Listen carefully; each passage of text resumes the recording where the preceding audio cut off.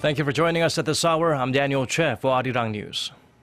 President Park Geun-hye is expected to return to work this week following a bout with stomach cramps and a sore throat she suffered upon her arrival from her four-nation South America trip late last month. First on our list is likely to be the nomination of a new prime minister and a series of political reforms. Our Connie Kim starts us off. President Park Geun-hye, recovering from ill health, is likely to return to work this week to get started on a list of pressing issues. An official speaking on condition of anonymity told Seoul-based Yonhap News Agency Sunday that President Park's ability to resume her public schedule would depend on her health, but there is possibility she will start her duties this week. If she returns to work on Monday, President Park is expected to preside over a meeting with her presidential secretaries. The issue topping her to-do list is likely to be the nomination of a new prime minister, following the resignation of former Prime Minister Lee Wang-gu. Lee resignated last month amid allegations of taking bribes from late businessman Song Wan-jong. More than 10 high-profile figures are believed to be on the list of possible candidates, including the president's special advisor for civil affairs Lee Myung-jae and acting prime minister and finance minister Choi Kyung-hwan. The president is also expected to offer her remarks on reforms to the pension system for public servants. On Saturday, following months of talks on the issue, the country's two main rival parties struck agreement on a plan that would raise civil servants' contribution to their pensions and decrease their monthly payments. Experts say President Park will speed up her efforts to bring about reforms in the political arena and revitalize the economy on the back of the ruling party's sweeping victory in a by-election late last month. President Park's approval ratings rebounded to 39% last week, the biggest leap in a week since the first week of March. Connie Kim, Arirang News. Prosecutors will issue summons for 6 associates of former Prime Minister Lee Wang-gu and Gyeongsam-namdo Province Governor Hong Jun-pyo as part of a widening investigation into a major bribery scandal. According to Seoul-based Yonhap News Agency on Sunday, the list of 6 includes 3 key aides to each of the 2 officials. Prosecutors believe the aides, including chauffeurs, accountants, may hold the key to the scandal. The 6 associates were named in testimony by close aides to the late businessman Song Wan-jong. He and Hong are 2 of the 8 politicians named on the list left by Song before his apparent suicide late last month that suggested he had delivered bribes to them.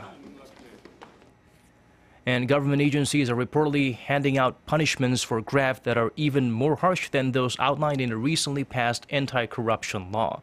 A report by Seoul-based Yonhap News Agency says the punishments include heavy fines and dismissals for any gifts or money received by public servants.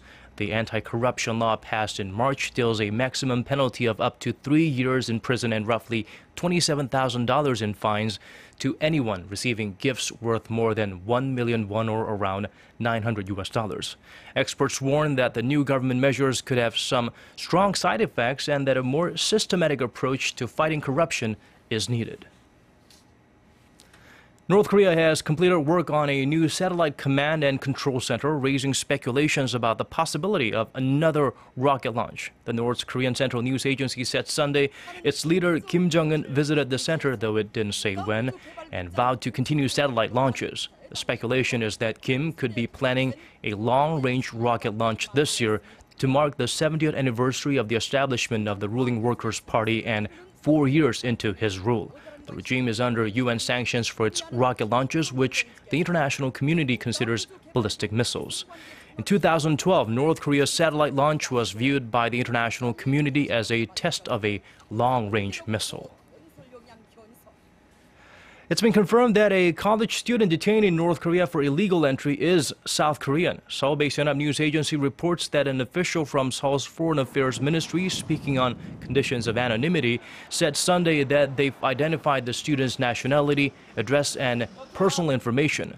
The North Korean Central News Agency reported Saturday that the regime arrested Ju Won-moon, a 21-year-old New York University student, on April 22nd for illegally crossing into North Korea from China via the Yalu River. The foreign ministry official said the government is in contact with Chu's family and the university, but cannot reveal the specifics. Chu's detention brings the current number of South Koreans held in the north to 4. Coming back down to South Korea, foreign investment banks predict the Korean economy will pick up speed in the second quarter of the year. They expect the government's expansionary policies and improved domestic spending to drive recovery. Our Kim Min-ji reports. The Korean economy is expected to recover starting in the second quarter of this year. That's according to foreign investment banks, which attribute the forecast to the government's expansionary policies and first quarter GDP growth that beat market expectations. The economy grew 0.8% in the January to March period from the previous quarter, quickening from a 0.3% gain in the final quarter of last year. The banks attributed the better-than-expected growth to improvements in domestic spending and production in non-manufacturing sectors. Morgan Stanley, for one, said domestic demand grew by 1.6% in the first quarter from the one before, the biggest jump since 2012, due to a rebound in fixed investment thanks to improved business sentiment. Some foreign banks expect the nation's GDP growth to pick up to the 1% range in the second half of the year on the back of low global oil prices, the government's stimulus measures, and the revitalization of the housing market. Korea's growth rate has been in the 0% range for 4 straight quarters. However, other banks point out that slowing exports due to the strengthening Korean won and uncertainties regarding structural reforms could have a negative impact on growth. Nomura revised down its growth forecast for the second quarter to 0.6% from 0.9%. Kim Min-ji, Arirang News. Korea's slowing economy has been bad news for employment, of course, and according to a report by the Hyundai Economic Research Institute, the number of workers at Korean companies has been on the decline since the first quarter of last year. The number of workers grew by 167,000 in the first quarter of 2014 from a year earlier, but that figure has since fallen steadily. Only 27,000 jobs were added in the first quarter of this year. The manufacturing and construction industries were hit the hardest, with the number of workers falling in the first quarter. The decline was attributed to the prolonged economic slowdown that has lowered companies' ability to create new jobs, as well as job cuts in key sectors. Moving on to Korea's rich IT resources, the number of Internet Protocol TV subscribers in Korea has risen nearly 7 times since 2008 when the system was first launched. According to the Korea Communications Commission on Sunday, that's an increase of 25.8% to 10.83 million as of the end of last year from 8.61 million in 2013. The telecom watchdog's data also shows that the IPTV industry's sales soared to 1.12 trillion won, or $1.04 billion in 2013. That's a nearly tenfold leap since the year 2008. KT has the lion's share of the 54% of the market. Industry watchers say service providers' efforts to provide viewers with services like Ultra HD with a resolution that's 4 times higher than Full HD helped push the industry's sales to new heights.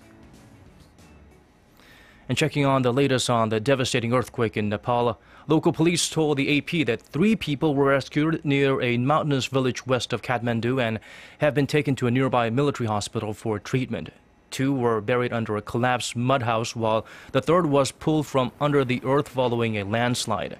In addition, the AFP reported that a 101-year-old man was rescued from the rubble of his house on Saturday and is now in the hospital.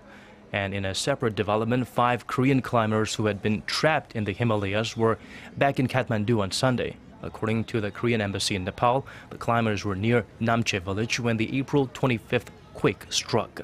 One of them had a fever, but it was not life-threatening. All 5 are scheduled to fly back to Korea on Monday.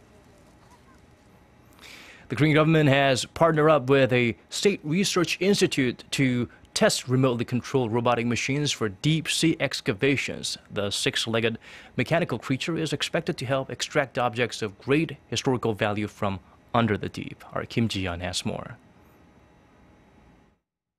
A robot swims through the muddy waters using its 6 metal legs and is remotely lowered to the seafloor.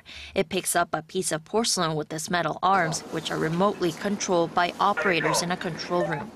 Up until now, Korea's West Sea was off limits for a lot of divers, as the area is notorious for its high currents and frosty waters.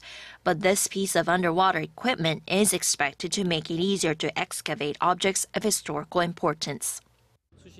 It's developed to help divers excavate in the deep water.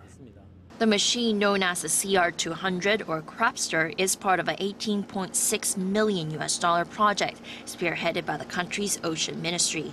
It partnered up with the Korea Research Institute of Ships and Ocean Engineering and the National Research Institute of Maritime Cultural Heritage for the future development of deep-sea robots without the help of foreign technology.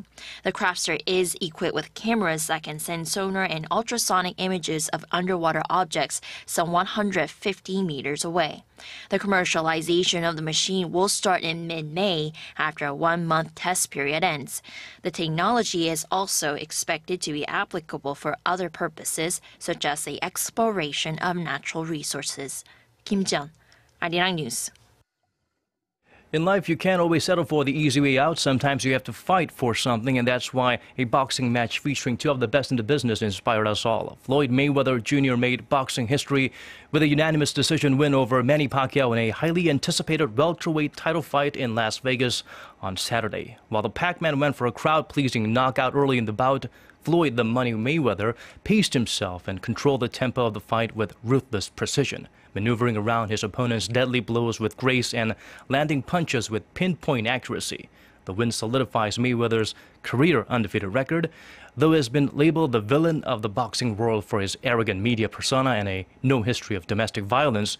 Mayweather showed grace and humility after his win, thanking his team, family, fans, and his arch-rival, adding that Manny Pacquiao is a true champion at heart. And now the weather. It's been a rainy weekend here in Korea, but clearer and drier conditions can be expected on Monday. Seoul will be a sunny 15 degrees in the morning, and the same is expected for both Jeonju and Gwangju down south. Let's check out the weather conditions outside of Korea, around the world.